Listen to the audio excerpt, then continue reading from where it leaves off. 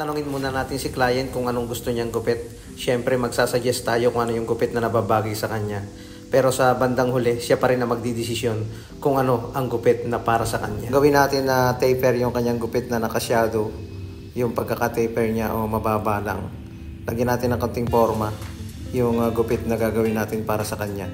Yung bagsak ng kanyang buhok dito sa may parting kaliwa, tumatayo yung buhok niya. Sa parting kanan naman, doon siya bagsak.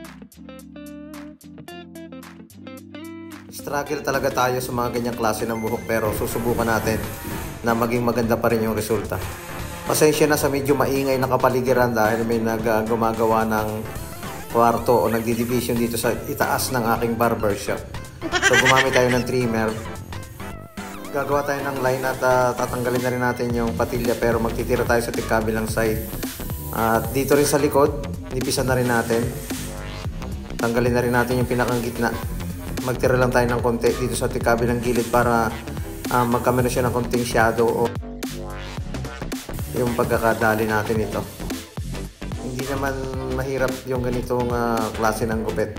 Ito i-request ng ating client, kaya gawin natin 0.5 na clipper guard para magkameron ng konting pag-blend dito sa patilya. Taper siya pero naka-shadow ng konti. Palalabasin natin yung pinakang kabilang gilid ng lugar ng ating pag-aahitan o pinakang guideline sa gilid nito.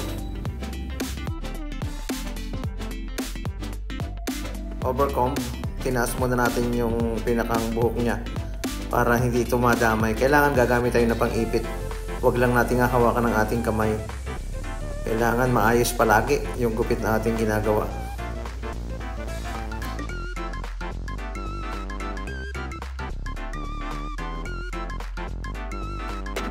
Number 1 naman ang clipper guard para sa unti-unting pagnipis at maging balanse yung pagnipis nito. Shout out sa mga followers natin dyan na malimit na nakaabang sa aking live.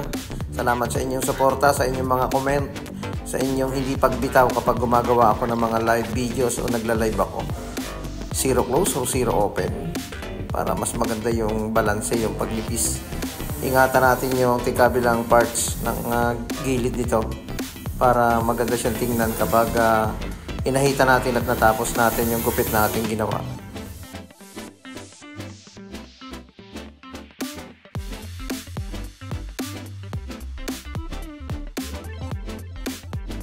Basain bago ahitan.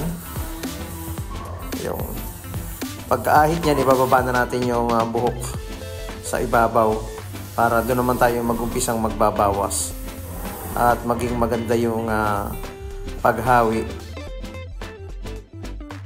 Lilinisin din natin yung ibabang bahagi dahil may mga tira diyang maliliit na buhok na pwede nating matanggal pa. Yung kapag tayo nag-aahit, be sure laging bago yung ating blade. Okay? Tanggalin na natin yung pangipit and then basain muna, brush up, saka i-center part para sa pagpuputol ng haba nito o sa pag-texture ay mas maganda. Mas magandang mag-texture kapag basa dahil hindi masyadong tumatalsik yung buhok, saka mas nagugupit ng mas maayos. Ayun. Bawasan din yung mga dulo dito sa may likod. Mabawasan ang haba, mabawasan din ang kapal nito.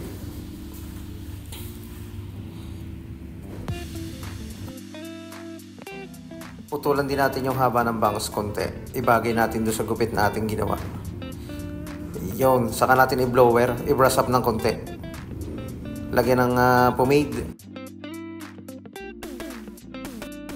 Okay na yung result natin ginawa. Naka-brush up siya. Pag bumabagsak yan, naka-toe block. Tapos naka-shadow taper ang gilid. Maraming salamat mga kabarbero sa inyong panonood.